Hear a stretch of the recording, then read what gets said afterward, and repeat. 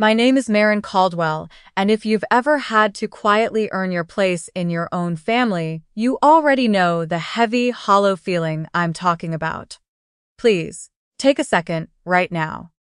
Pour yourself something warm, a cup of coffee, some tea, and sit down with me. We need to talk about what happens when love becomes a carefully designed trap. We need to talk about the exact moment you realize that being needed is not the same thing as being loved. It was a Tuesday morning. It wasn't loud. There were no flashing lights, no screaming matches, no dramatic slamming doors. Just the rhythmic gray sound of rain tapping against my bathroom window. I was sitting directly on the cold tile floor, my back pressed against the porcelain tub, staring at a single piece of heavy white paper resting in my lap. It was a formal default notice from a premier commercial bank. The numbers were printed in a stark, clean, emotionless font. $250,000.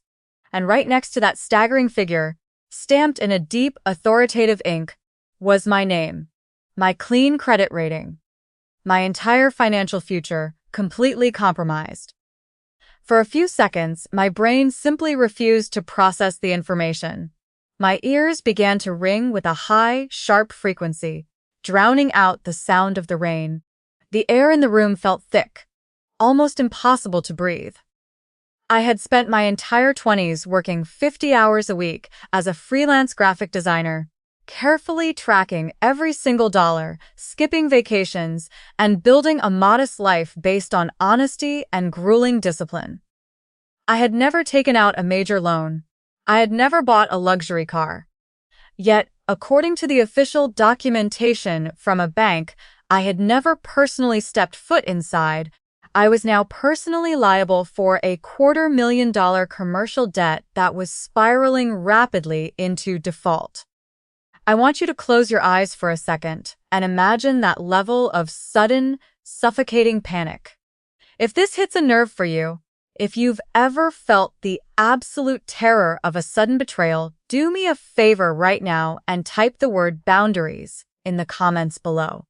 I'm truly curious to see how many of us have had to face these silent structural storms alone. As the initial shock began to settle into a cold, hard knot in my stomach, the fog in my mind started to clear. I didn't need to guess who had done this. Deep down, in that quiet, instinctive place we all try to ignore to protect our own peace, I already knew the culprit. There was only one person in my life who possessed the terrifying combination of brilliant charisma, absolute financial recklessness, and unmonitored access to my personal documents. My older sister, Vanessa. Vanessa was the golden child of our family, the dazzling, unstoppable entrepreneur who always commanded every single room she walked into. She was the one our mother constantly bragged about to the neighbors, the one whose corporate portrait was proudly displayed on the living room mantelpiece. Vanessa didn't just walk through life. She glided, leaving the rest of us to sweep up the dust left in her wake. And for 30 years, I had been the sister who gladly held the broom. I had been taught, through 1,000 subtle family cues, that my primary role in our ecosystem was to keep Vanessa comfortable, to absorb her stress, and to ensure her success never faltered. But looking down at that default notice, I realized the terrifying truth. I hadn't been acting as a supportive sister. I had been used as a financial human shield. To truly understand how a person arrives at a point where they can casually sign away their own sister's life, you have to look at the slow, quiet architecture of how our family was built. Vanessa was 3 years older than me, and from the day I was old enough to observe human behavior, I knew she was operating under a completely different set of rules. If Vanessa threw a tantrum, it was because she was a passionate, emotionally gifted child. If I cried, I was being dramatic and difficult. Our mother, Denise, had spent decades translating Vanessa's destructive selfishness into softer, more palatable words. Vanessa hadn't stolen our grandmother's vintage necklace. She had simply borrowed it because she appreciates fine things. Vanessa hadn't crashed her first car out of reckless negligence. She had been deeply shaken by an unfair road hazard. By the time we reached adulthood, Vanessa had successfully weaponized this family shield to launch her own boutique marketing agency. To the public, she was a fierce, self-made female founder. She wore tailored Italian suits, drove a sleek luxury lease, and wore a stunning gold designer watch that caught the light beautifully whenever she gestured during her high-profile presentations. She was a master of appearances. But behind the closed doors of her high-rise office, the foundation was rotting. Her agency was bleeding cash, propped up by endless merchant cash advances, high-interest credit lines, and a predatory cycle of shifting debt from one account to another. And that brings us to the moment the trap was set. 3 years ago, we were celebrating our mother's 61st birthday at a noisy, upscale Italian restaurant. The table was covered in plates of pasta, expensive wine, and a heavy fog of laughter. Vanessa was radiant, dominating the conversation with stories of her latest corporate clients. Mid-meal, she leaned over to me, her eyes bright and filled with sisterly affection. She slid a thick, professional-looking corporate compliance packet across the white tablecloth, handing me a sleek pen. "Hey, Marin," she murmured softly over the ambient noise of the restaurant. "I just need your quick signature on a few standard emergency contact and corporate compliance pages for the new office lease. It's just a formality, so the landlord knows who to call if there's ever a medical issue at the building." Before I could even flip to the first page, our mother beamed from across the table, reaching over to squeeze my arm. "Oh, Vanessa is doing such incredibly big things, sweetie," Mom said, her eyes shining with pride. "Thank goodness you are responsible enough to help her stay organized. Just sign it so we can order dessert." That brief flashback plays over and over in my mind like a horror movie reel. It was less than 70 words of casual dialogue, but it was the exact moment the steel door of the trap locked into place. I trusted my sister, and more importantly, I trusted the mother who was supposed to protect me. I didn't read the dense legal prose. I didn't see the hidden clauses buried on page 14. I simply smiled, signed my name, and passed the folder back. I thought I was being a supportive, loving sister. Take a deep breath and think about that. Have you ever signed something or agreed to something simply because a person you loved made you feel like questioning them was a form of betrayal? Have you ever chosen comfort over clarity, only to realize later that your trust was used as a weapon against you? That night at the restaurant, I was operating under the deeply ingrained belief that my family valued me. But looking back from that cold bathroom tile 3 years later, the truth was stark and undeniable. Vanessa did not value me as a human being. She valued me as an asset. She valued my clean credit score, my lack of debt, and my predictable pattern of compliance. There is a profound, aching difference between being wanted for who you are and being useful for what someone can extract from you. Vanessa needed me to be useful. She had systematically mapped out my compassion, calculated my willingness to avoid conflict, and turned my love into a financial strategy. And while she was out celebrating her status as a successful entrepreneur, I was left holding the bill for a reality I hadn't even known existed. I didn't stay on that bathroom floor. The panic, once it burns through your initial defenses, leaves behind a very specific kind of cold, clear fuel. I got dressed, grabbed the default notice, and drove straight to the central branch of the commercial bank listed on the letter. My hands were shaking so violently against the steering wheel that I had to grip the leather until my knuckles turned white. The sky was still dumping a heavy, rhythmic rain over the city, mirroring the absolute chaos inside my chest. When I arrived, I didn't cause a scene. I walked directly to the customer service counter, showed the default notice, and asked to speak with the branch manager. Within 10 minutes, I was escorted into a quiet back corner office belonging to a senior financial forensic examiner named Richard Vance. Richard was a man who looked like he had spent 40 years looking at the worst things human beings could do to each other with a pen and a keyboard. He had a tired, analytical face, and he didn't offer a warm smile. He just quietly took the paper from my hands, laid it flat on his desk, and began typing my social security number into his dual-monitor computer system. I watched his face as he scrolled through the data. For the first 60 seconds, the room was completely silent, except for the dull clacking of his mechanical keyboard. Then, suddenly, his fingers stopped moving.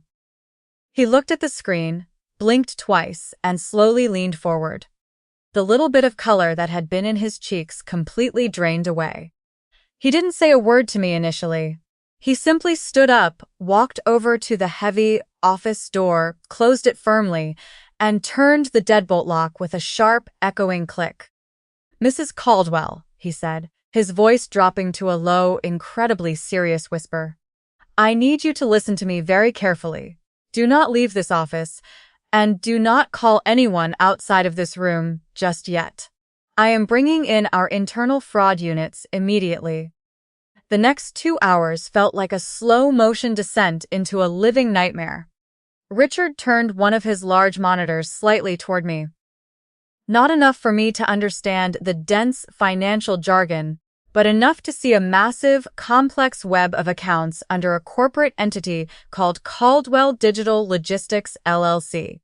It was an entity I had never heard of, an entity I had certainly never registered. Underneath that corporate shell was a forged durable power of attorney document.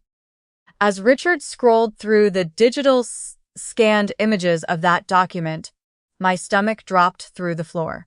There was my signature, the exact signature I had scribbled onto that emergency contact packet at the noisy Italian restaurant 3 years ago. Vanessa hadn't just used that packet for a lease. She had carefully taken the signature page, scanned it at an incredibly high resolution, and digitally grafted it onto an entirely separate legal document that granted her absolute, unmonitored power of attorney over my financial identity. With that forged document, she hadn't just taken out one clean loan. She had methodically opened 3 separate, high-interest commercial lines of credit, 2 business credit cards, and an automated revolving merchant cash advance account. She had tied all of them directly to my social security number and my clean personal credit profile. Every single dollar she had drawn down over the past 36 months had been funneled straight into her boutique marketing agency to keep her failing corporate lifestyle afloat. Vanessa hadn't just made a reckless mistake in a moment of panic.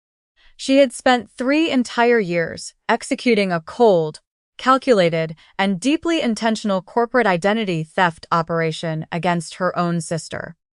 As Richard Vance continued to pull up document after document on his dual monitors, a freezing realization settled deep into my bones. This wasn't just a basic fraud case. It was a ghost operation. I leaned forward, my hands gripping the edge of his mahogany desk, and asked the one question that had been clawing at the back of my mind since the moment I opened that letter on my bathroom floor. How is it possible that $250,000 in debt was built up over 3 whole years without a single alert hitting my mailbox, my email, or my phone? I asked, my voice barely a whisper. I check my credit score monthly. I monitor my banking apps. How did I not see a single red flag? Richard didn't answer right away. He clicked through several deeper system security layers, his eyes tracking lines of metadata. Then he pointed a blunt finger at a specific section of the commercial account application profile. "Because whoever built this knew exactly how to blindfold you," Richard explained grimly. When the corporate shell account was opened, they didn't just use your identity. They established a highly sophisticated digital filter. They registered an automated email routing and forwarding rule inside a clone domain that used a slight misspelling of your name. But more importantly, our cybersecurity logs show that your actual, real email address was accessed from an unrecognized device 3 years ago to set up an invisible rule. He showed me the technical breakdown. Vanessa had used my phone or laptop during a casual family visit to log into my personal email account. Once inside, she had quietly created a permanent forwarding rule. Any incoming email containing highly specific financial triggers, words like bank, loan, default, statement, verification, credit line, or overdue, was automatically marked as read, instantly archived so it never appeared in my primary inbox, and silently forwarded to a private encrypted email address registered under Vanessa's shell company. Northline Property Consulting. I sat there, completely numb, staring at the digital blueprint of my sister's deception. Vanessa hadn't just stolen my name. She had literally hijacked my digital periphery to ensure I remained completely oblivious while she slowly bled my credit profile dry. She had constructed a digital soundproof room around me, allowing her to rack up a massive mountain of debt in my name while I happily went about my life, completely unaware that a legal avalanche was building right above my head. Take a long moment to absorb that level of chilling structural calculation. If you have ever discovered that someone you loved was actively working behind your back to keep you in the dark, you know the sickening feeling of having reality completely warped beneath your feet. Type the word boundaries in the comments right now if you've ever had to realize the hard way that some people don't love you for who you are. They simply love what they can extract from you while you aren't looking. The depth of the psychological violation hurt far worse than the financial liability. I had spent years covering small expenses for Vanessa, listening to our mother tell me how under pressure she was, and shrinking my own life to ensure she could shine. Every time I had questioned her about her sudden influx of luxury items. The designer Italian suits, the stunning gold watch, she always flashed around. She had laughed it off, calling me provincial or dramatic for worrying so much about money. She had gaslighted me into believing I was the flawed, anxious one, while she was actively using my clean credit score as a personal piggy bank. I wasn't her sister. I was an administrative resource she had conquered. I was a financial human shield designed to take the absolute worst of the damage when her fraudulent house of cards inevitably collapsed into the dirt. When you discover a betrayal of this magnitude, your absolute first instinct is to scream. You want to pick up the phone, dial the person who hurt you, and demand to know how they could look you in the eye while systematically destroying your life. You want to tear down the facade, break the plates, and force the truth out into the open. But sitting in Richard Vance's locked office, listening to the rain beat against the glass, a strange, freezing calm washed over me. I realized something critically important. If I confronted Vanessa right then, she would win. Vanessa was a master of emotional chess. If I caught her off guard, she wouldn't apologize. She would immediately spin the narrative. She would cry. She would claim she was under unbearable pressure, and she would run straight to our mother. Within an hour, Mom would be calling me, pleading with me to keep this within the family and accusing me of being cruel to my struggling sister. Vanessa would use that emotional smokescreen to clear out the bank accounts, alter her digital footprint, and destroy whatever evidence remained. So I chose the one weapon Vanessa never expected me to use. Absolute, lethal silence. I didn't call her. I didn't send a single angry text. Instead, I quietly thanked Richard Vance, left the bank with a certified folder of fraudulent documents, and drove across town to the office of Sarah Jenkins, a high-level corporate attorney who specialized in white-collar financial crimes. Sarah was a sharp, no-nonsense woman with a clinical approach to human tragedy. She didn't offer me pity, she offered me strategy. If you want to survive this, Marin, you have to stop acting like a wounded sister and start acting like a prosecutor, Sarah told me, leaning across her glass desk. We are not going to look for an apology. We are going to build an ironclad cage of evidence that she cannot wiggle out of. For the next 3 weeks, I lived a double life. By day, I pretended everything was completely normal. I even went to a family Sunday dinner, sitting across from Vanessa while she casually cut her steak and complained about the high cost of maintaining her luxury agency vehicle. I watched her flash that beautiful gold designer watch, the very watch I now knew had been paid for by a business credit card opened under my own social security number. It was surreal. My heart was pounding so hard against my ribs I thought she would hear it. But I kept my face completely blank. I smiled, passed the salad bowl, and played the part of the compliant, quiet younger sister perfectly. By night, however, I was working tirelessly with Sarah and a hired forensic accountant to map out Vanessa's financial execution. We didn't just look at the surface debt. We went deep into the digital infrastructure. We requested the full metadata logs from the commercial bank, tracking every single login to the fraudulent Caldwell Digital Logistics portal.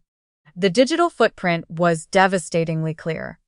Every single unauthorized transaction, every loan drawdown, and every application submission had originated from an IP address tied directly to Vanessa's personal home Wi-Fi network and her private office computer. More than that, the forensic accountant managed to pull the transaction histories for the credit cards opened in my name. The money hadn't been used to save her business from a sudden, tragic collapse. The funds had been funneled straight into luxury lifestyle inflation. There were charges for high-end boutique hotels, expensive corporate dinners meant to impress prospective investors, and a massive wire transfer to a private luxury vehicle dealership. Vanessa wasn't starving.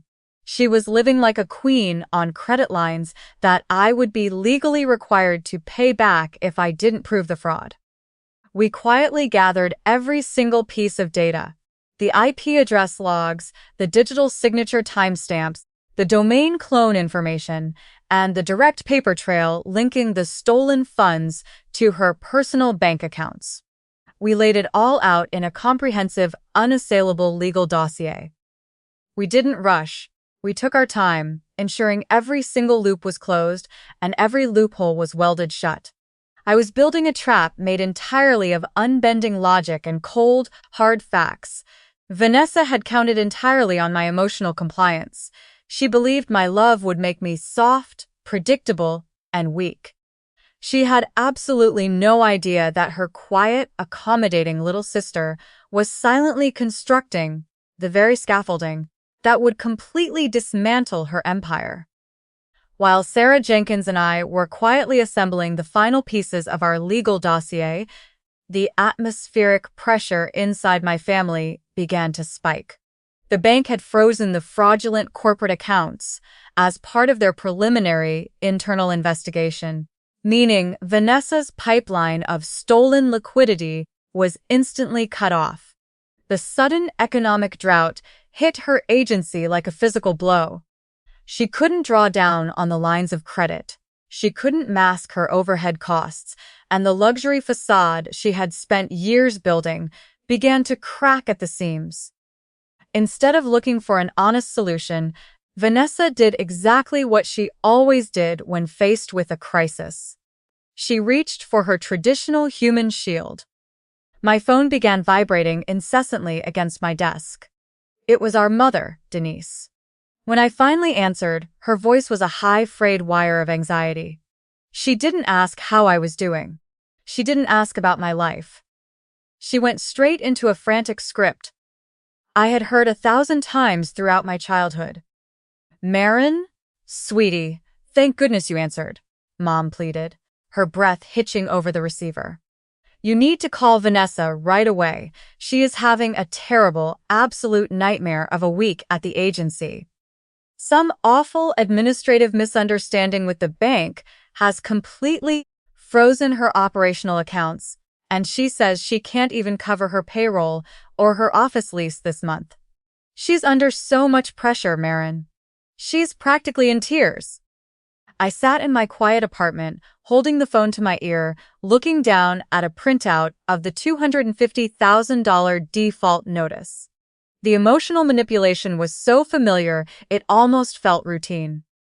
Did she tell you exactly what kind of administrative misunderstanding it is, Mom? I asked, keeping my voice entirely flat, devoid of any anger or inflection. Oh, you know how complicated corporate banking is, sweetie. Mom rushed out, her tone sharpening slightly, annoyed that I wasn't instantly jumping to offer comfort. She doesn't have time to explain every little detail to us. The point is, she needs her sister right now. She mentioned that you have a perfectly clean personal credit line and some savings. She just needs you to co-sign a temporary emergency bridge loan to help her get through the next few weeks. Family is supposed to help family, Marin. We have to stick together when things get hard. As my mother kept talking, a vivid childhood memory hit me with the force of a physical slap. I was 12 years old, sitting at the kitchen table, crying because Vanessa had taken my birthday money out of my drawer to buy an expensive designer jacket she didn't need. When I complained, Mom had taken the jacket, locked it in Vanessa's closet, and looked at me with cold disapproval. Vanessa is older and has a certain social standing to maintain at school, Marin. Mom had told me firmly. You don't need that money right now, but she needs to feel confident. Don't be dramatic and selfish. You need to compromise so our family stays peaceful. That memory was less than 70 words, but it was a perfect encapsulation of the toxic contract I had been forced to sign at birth. I was always expected to compromise my sanity, my boundaries, and my resources to preserve the illusion of Vanessa's perfection. But this time, the old programming failed to activate. The guilt that used to control me didn't rise up. Instead, I felt an immense, grounded sense of clarity. I'm not signing anything, Mom, I said quietly. There was a long, stunned silence on the other end of the line. My mother's breathing changed, growing heavy and defensive. I can't believe you're being this cold, Mom whispered, her voice dripping with disappointment. Your sister is facing a real crisis, and you're just standing there letting her suffer. After everything she's done to make our family proud, this is how you repay her. You have no idea what she has actually done, Mom, I replied smoothly, before gently hanging up the phone and placing it face down on the counter. It was a devastatingly lonely moment, but it was also incredibly liberating. I realized then that my mother was never going to wake up on her own. She had spent too many decades translating Vanessa's criminal selfishness into growing pains or stress. If I tried to explain the fraud to her over the phone, she would simply find a way to minimize it. She would say Vanessa meant to pay it back, or that it was just a creative financial strategy that got out of hand. I understood that saving my family from the consequences of their own choices wasn't an act of love. It was an act of compliance. It was a form of permission that allowed the cycle of destruction to continue. By refusing to comfort my mother and refusing to react to Vanessa's calculated pressure, I was stepping off the carousel entirely. I was finally willing to let the storm hit the person who had actually built the clouds. The day I chose for the final confrontation was not a dark or dramatic evening. It was a bright, exceptionally clear Thursday afternoon. Under the direct guidance of my corporate attorney, Sarah Jenkins, we had arranged what my mother and sister believed to be an emergency private family funding meeting. I had let my mother believe that I had finally broken under the pressure, that the family guilt had done its traditional work, and that I was preparing to bring a fresh, personal credit line to the table to help rescue Vanessa's failing marketing agency. We held the meeting inside the primary glass-walled conference room of Sarah's law firm. The room was flooded with sharp, unyielding sunlight that left absolutely no room for shadows or illusions. I arrived 45 minutes early, sitting calmly at the long mahogany conference table with a warm cup of coffee resting between my hands. I wasn't shaking anymore.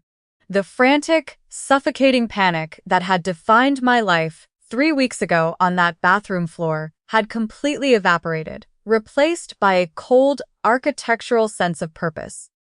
At exactly 2 o'clock, the heavy oak doors opened. Vanessa walked in first, radiating her usual corporate confidence. She was wearing a tailored charcoal suit, her high heels clicking sharply against the hardwood floor. Her hair was perfectly styled, and she gestured smoothly with her right arm, intentionally flashing that stunning gold designer watch to the room. She looked like a woman who had already won. Our mother, Denise, followed closely behind her, looking visibly relieved. Mom smiled warmly at me, her shoulders dropping as if a massive weight had been lifted from her chest. She genuinely believed that the family hierarchy had been restored, that the useful younger sister was about to sacrifice herself once again to protect the golden child. "Marin, sweetie, thank you for finally coming to your senses," Mom said as she sat down, reaching across the table to pat my arm. "I knew you wouldn't let your sister down when things got truly critical. Family always finds a way back to each other." Vanessa sat directly across from me, leaning back in her leather executive chair with a look of casual superiority. She didn't offer an apology for the endless frantic phone calls or the intense emotional pressure she had directed through our mother. She simply tapped her manicured fingers on the table and looked at me with an expression of polished impatience. "Let's get straight to the logistics, Marin," Vanessa said, her voice smooth, administrative, and entirely devoid of sisterly warmth. "The bank is still being incredibly difficult about my operational accounts, and I need the emergency bridge funding wired into my agency's secondary clearing account by tomorrow afternoon at the absolute latest. I've brought the standard authorization paperwork with me. All you need to do is sign the guarantor lines, and we can finally put this ridiculous misunderstanding behind us." I didn't answer her immediately. I took a slow, deliberate sip of my coffee, allowing the silence in the room to stretch out until it became heavy and uncomfortable. I looked at Vanessa's confident face, then at my mother's eager, expectant expression. They were both operating under an old, outdated script. They truly believed that they knew exactly who I was, that my compliance was a permanent, unchangeable fixture of our family dynamic. They had absolutely no idea that the quiet, accommodating sister they thought they were dealing had spent the last 21 days completely rewriting the rules of the game. I didn't reach for Vanessa's paperwork. Instead, I opened a sleek leather folder I had kept hidden beneath my notebook and slid a single, notarized document across the mahogany table. It was a certified financial restructuring decree and debt assignment affidavit, drafted with precision by Sarah Jenkins. Vanessa's eyes flicked down to the paper. The casual, bored smile on her face froze. Her eyes darted rapidly across the lines of dense legal text, and I watched the exact moment the blood drained completely from her lips. "What is this?" she demanded, her voice dropping its polished corporate tone, sharpening into something raw and defensive. "Marin, what did you do?" "I didn't do anything, Vanessa. I'm just cleaning up your ledger, I said, my voice completely calm, maintaining direct eye contact. That document is a formal dispute filed with the commercial bank's fraud division and the state attorney's office. Using the digital metadata, the IP address logs from your home Wi-Fi, and the high-resolution scans of the corporate application, we have legally decoupled my personal identity from Caldwell Digital Logistics, LLC, because every single dollar was funneled directly into your personal agency accounts. The bank has officially reassigned the entire $250,000 liability exclusively to you. Your personal assets, your boutique agency, and that luxury lease out front are now the sole collateral for the default. Our mother gasped, slamming her hands onto the table. Marin, how could you do something so cruel to your own sister? You're going to ruin her. We came here to fix this as a family. We are fixing it, Mom, I said, turning my gaze slowly toward her.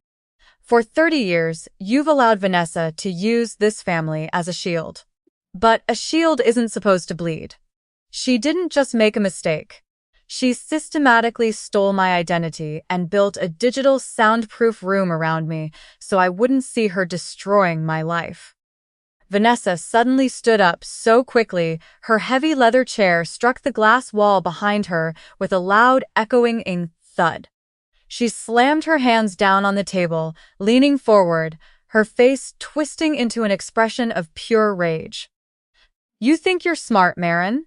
You think this holds up? Nobody is going to believe you over me. Everyone in our network knows I built my success from the ground up. You're just a bitter, jealous freelance designer trying to tear down my empire because you couldn't build your own. I didn't blink. I didn't raise my voice.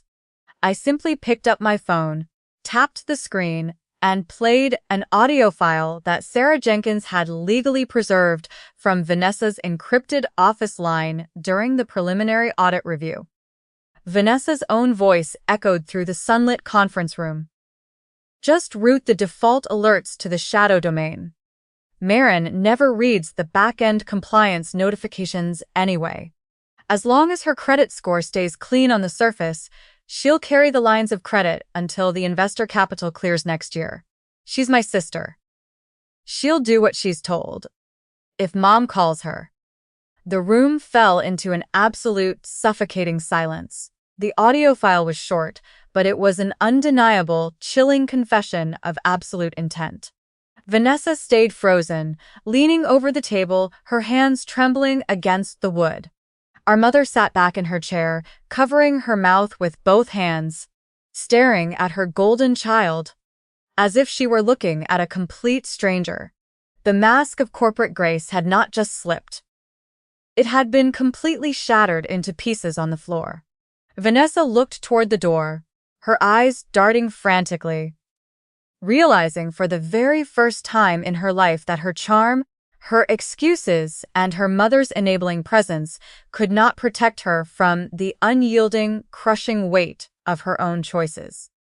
The immediate aftermath of that afternoon inside the glass conference room didn't bring a sudden, cinematic burst of joy.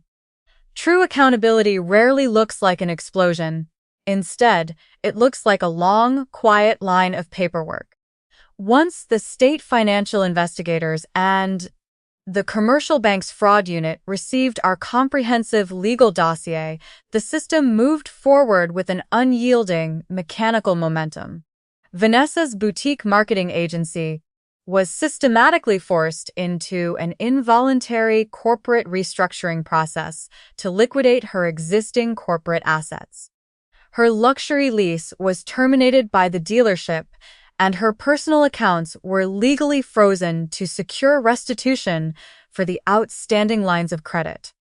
But the most difficult, slow-burning transformation didn't take place in a courtroom or a bank office. It happened at my kitchen table over several long, painful months of rebuilding my relationship with my mother. Mom didn't change overnight. The decades she had spent translating Vanessa's destructive, manipulative pattern into soft excuses had left a deep psychological groove in her mind. In the first few weeks after the confrontation, she would still call me, her voice trembling with a familiar, anxious habit, starting sentences with, "But Maren, she is still your sister. Surely there is a way you can speak to the bank attorneys to soften the financial impact."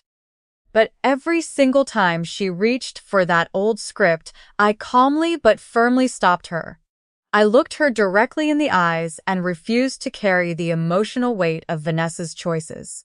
"I love you, Mom," I would tell her gently, "but I will no longer allow you to confuse compliance with family loyalty." Vanessa didn't make a simple mistake. She used my life as a financial shield, and protecting her now means continuing to harm me. Slowly, painfully, the message began to sink in. Mom started attending private counseling, learning for the very first time in her life how to recognize emotional and financial manipulation. She eventually offered me a sincere, deep apology, not asking for immediate forgiveness, but simply acknowledging the profound unfairness of the childhood dynamic she had enforced for 30 years. I used my reclaimed financial freedom and my completely cleared credit profile to focus entirely on my own path. I didn't get revenge on Vanessa. I simply stopped standing between her and the consequences of her own actions. I invested my energy, my time, and my savings into expanding my freelance graphic design work into a thriving, independent branding studio. The first thing I hung on the wall of my new office wasn't a corporate award or a luxury item. It was a simple, framed quote that reminded me of the true cost of my boundaries. Looking back at that Tuesday morning on my bathroom floor, I realized that the $250,000 default notice did change my life, but not because it broke me. It changed my life because it finally exposed the unsustainable price I had been paying to keep a false peace with someone who was entirely committed to chaos. Families do not survive because one quiet person absorbs every single injury. They survive when love includes honesty, clear boundaries, and real consequences. Sometimes, truly protecting a family means having the courage to refuse to protect the person who is actively harming it. So, I want to ask you honestly, as we sit here at the end of our coffee, if your own flesh and blood used your identity, built a mountain of debt in your name, and expected your mother to lie to keep you compliant, would you have taken the strategy as far as I did? Would you have chosen absolute, lethal silence to build an ironclad trap of accountability? Drop a comment below and let me know your thoughts. Thank you for sitting down and listening to my story today. Stay strong, keep your boundaries high, and take care of yourselves.